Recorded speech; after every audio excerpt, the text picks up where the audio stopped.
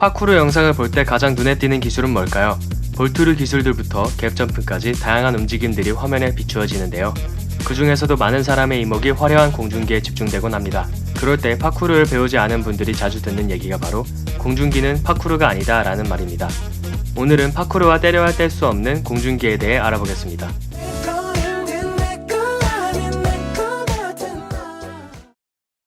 대부분의 파쿠르 훈련자들은 파쿠르의 정의에 관해 설명할 때 A 지점에서 B 지점까지 신속하고 효율적으로 이동할 수 있게 해주는 움직임 혹은 이동 기술이라고 합니다. 하지만 파쿠르 영상에 나오는 모든 기술이 항상 그렇지만은 않죠. 대표적인 예로 많은 사람의 눈길을 끄는 공중기는 언뜻 보면 아무 문제가 없어 보이지만 실제로 이동 기술과는 거리가 멉니다. 그럼 왜 하는 거지? 그렇다면 파쿠르 훈련자들은 왜 공중기를 하는 것일까요? 정답은 플로우에 있습니다. 플로우란 여러가지 파쿠르 기술들을 조합해서 이어나가는 움직임을 뜻하는데요. 파쿠르 훈련자들은 항상 창의적이고 개성적인 플로우를 연습하고 어떤 때는 그들만의 독창적인 플로우가 그들 자신의 시그니처가 되곤 합니다. 그래서 파쿠르 동작 외에도 아크로바틱, 철봉 등의 기술을 섞어서 자신을 표현하게 된 것이죠. 그리고 SNS를 통해 이런 문화를 접하게 된 많은 이들이 공중기 자체가 파쿠르라고 착각하게 된 것입니다. 이렇게 공중기는 파쿠르 기술은 아니지만 많은 훈련자가 습득하고 있는 어떻게 보면 기본 소양이 되었습니다. 실제로 많은 사람이 파쿠르 모임에 와서 공중기를 가르쳐달라고 부탁하기도 하는데요. 그래서 이번 영상에서는 어떻게 하면 공중기를 잘할 수 있는지 몇 가지 팁을 드리도록 하겠습니다.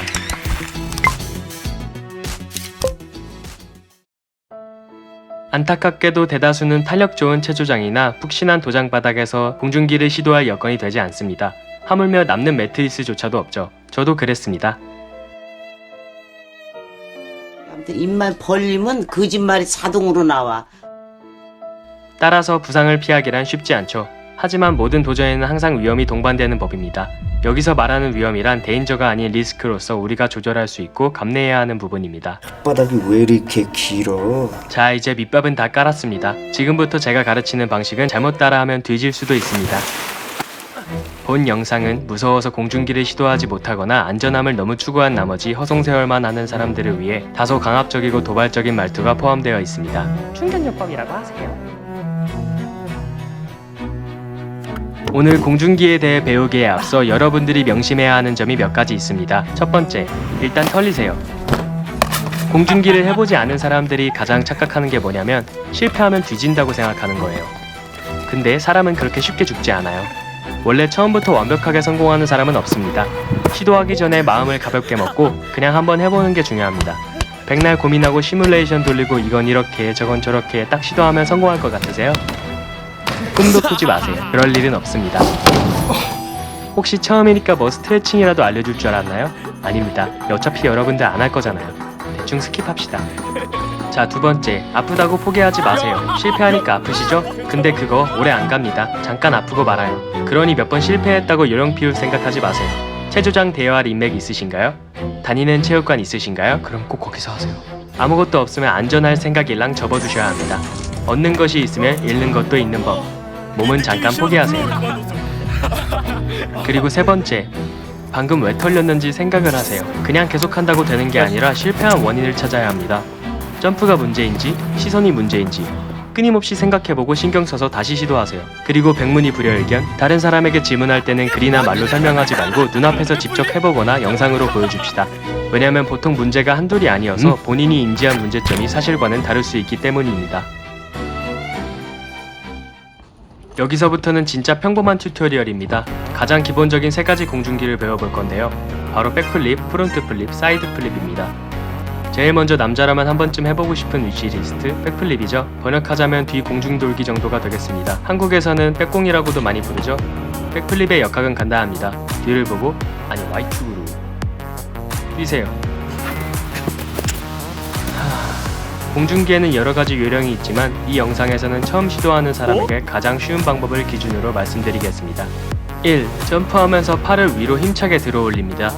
이 동작에는 세 가지 이유가 있는데요. 첫 번째는 팔의 반동을 이용해 몸을 최대한 펴주기 위함이고, 두 번째는 회전 중에 무게중심을 가슴 쪽으로 옮기기 위함입니다. 이 두 가지는 모두 점프를 높게 해서 회전 후의 착지를 안정적으로 만들어줍니다. 세 번째, 어깨를 뒤로 당김으로써 몸을 뒤로 눕힌 자세를 만들어줍니다. 이 세 번째가 원활하게 된다면 사실상 반바퀴는 먹고 들어간 거죠. 2. 고개는 최대한 뒤로 젖혀 착지할 때 땅을 볼 수 있게 해줍니다. 모든 동물은 공중에 떠 있을 때 본능적으로 몸이 시선을 따라옵니다. 못 믿으시겠다면 지금 당장 고개를 최대한 뒤로 젖히고 제자리에서 점프해보세요. 3. 점프한 후에는 무릎을 가슴 쪽으로 밀착시키고 손으로 무릎이나 정강이를 잡아줍니다. 이것은 턱이라고 부르는 기술인데요. 회전하는 물체의 회전 반경이 작아질수록 회전 속도는 올라갑니다.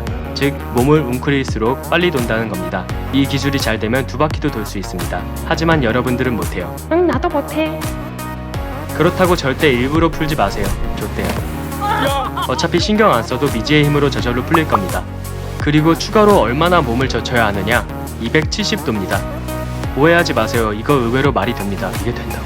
점프한 후에도 몸은 계속 회전하기 때문에 시선을 곧 죽어도 땅으로 고정하면 어떻게든 몸은 따라옵니다.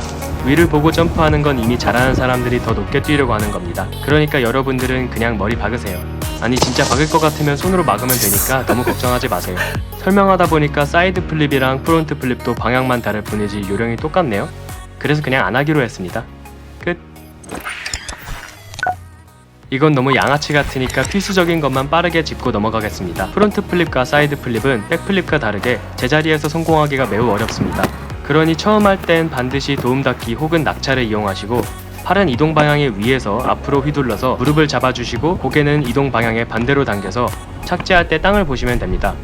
마지막으로 팔을 사용하는 다양한 방법 참고하시고 다들 좋아요, 댓글, 구독, 알림 설정까지 부탁드립니다. 안녕.